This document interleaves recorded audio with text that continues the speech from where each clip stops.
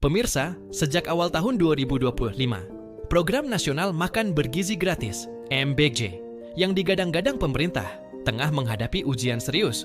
Bukan karena menu yang kurang menarik, tetapi karena laporan keracunan massal yang terjadi di berbagai daerah. Data resmi mencatat, hingga September 2025, lebih dari 6.600 siswa di 17 provinsi dilaporkan mengalami keracunan setelah mengonsumsi makanan dari program MBG. Kasus terbesar terjadi di Bandung Barat, Jawa Barat dengan 1.333 siswa terdampak. Di Garut, sekitar 150 pelajar dilaporkan keracunan, dan 14 diantaranya harus dirawat intensif. Sementara di Lebong, Bengkulu, jumlah korban mencapai 427 siswa hanya dalam satu hari. Pertanyaan besar pun muncul, apakah standar keamanan pangan sudah benar-benar diterapkan? Siapa yang harus bertanggung jawab atas ribuan anak yang jatuh sakit? Dan bagaimana pemerintah merespons kritik yang datang dari masyarakat? Ironisnya, di tengah kasus yang terus bertambah, muncul pula kabar adanya instruksi untuk menyembunyikan laporan keracunan di sejumlah sekolah. Di video kali ini, Merdeka Talks akan mengupas secara lengkap latar belakang MBG, deretan kasus keracunan, respons publik, hingga pelajaran penting yang bisa kita ambil dari kontroversi ini. Latar belakang dan tujuan MBG. Untuk memahami kontroversi MBG, kita harus kembali ke awal. Program Makan Bergizi Gratis (MBG) resmi diluncurkan pemerintah pada Januari 2025.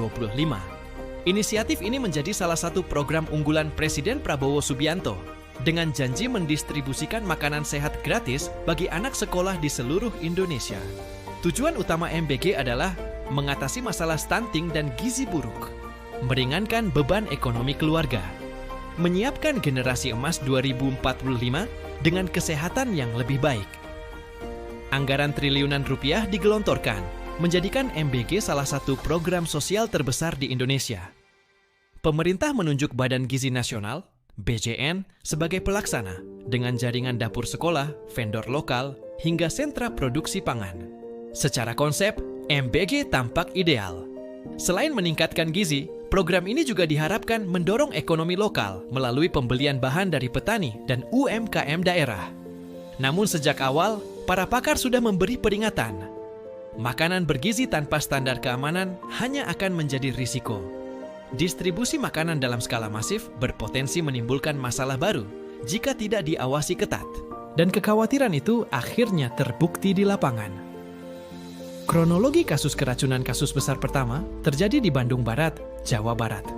Lebih dari 1.333 siswa dari 9 sekolah keracunan setelah makan dari program MBG. Tak lama, kasus di Garut mencatat 150 siswa sakit dengan 14 anak dirawat intensif. Kemudian, di Lebong, Bengkulu, lebih dari 427 siswa keracunan hanya dalam satu hari. Kasus serupa juga muncul di Mojokerto, Cirebon, hingga Padang. Hingga September 2025, total lebih dari 5.600 siswa di 17 provinsi menjadi korban. Pakar keamanan pangan menyebut beberapa faktor utama. Bahan baku tidak seragam kualitasnya, higienitas dapur yang lemah, distribusi tidak sesuai standar suhu, membuat makanan cepat basi, pengawasan minim karena skala program terlalu besar. Pemerintah mengakui adanya kasus keracunan, namun menegaskan program tidak akan dihentikan. Pernyataan ini memicu pro dan kontra. Pendukung menilai MBG harus terus berjalan demi masa depan anak bangsa. Kritikus menegaskan, keselamatan anak lebih penting daripada pencitraan politik. Ironisnya, muncul laporan bahwa beberapa sekolah diminta tidak melaporkan kasus ke media. Jika benar, maka transparansi publik dipertanyakan. Respons publik dan pelajaran penting. Publik bereaksi keras.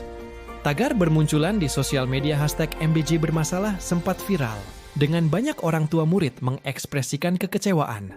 Pakar gizi dari UGM menegaskan, makanan bergizi tidak berarti apa-apa jika tidak aman. Ahli dari UMI menyebut, keracunan berulang menunjukkan masalah struktural, bukan sekadar human error.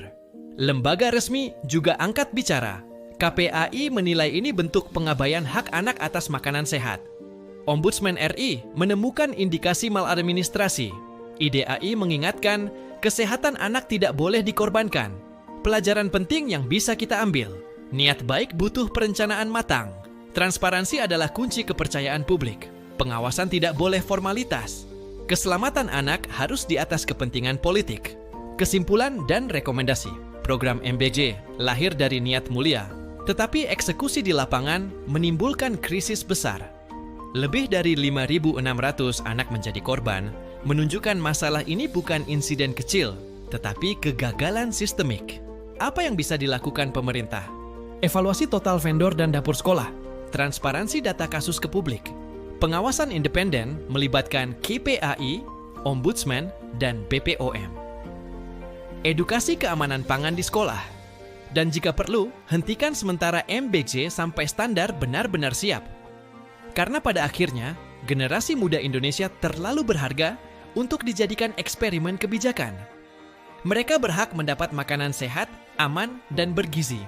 Dan bagi kita semua, kasus ini menjadi pengingat bahwa partisipasi publik, kritik yang sehat, dan pengawasan bersama adalah kunci agar kebijakan besar benar-benar berjalan sesuai tujuan awalnya. Program MBG adalah cermin bahwa kebijakan besar tak cukup hanya bermodal niat, tapi juga butuh eksekusi yang hati-hati. Bagaimana menurut Anda? Apakah program MBJ sebaiknya dihentikan sementara atau tetap dilanjutkan dengan perbaikan? Silakan tinggalkan komentar Anda di bawah. Jangan lupa like, share, dan subscribe untuk mendukung channel ini, agar kami terus bisa menghadirkan analisis politik yang kritis dan independen. Terima kasih sudah menonton. Tetap kritis, tetap peduli. Sampai jumpa di pembahasan berikutnya, hanya di Merdeka Talks.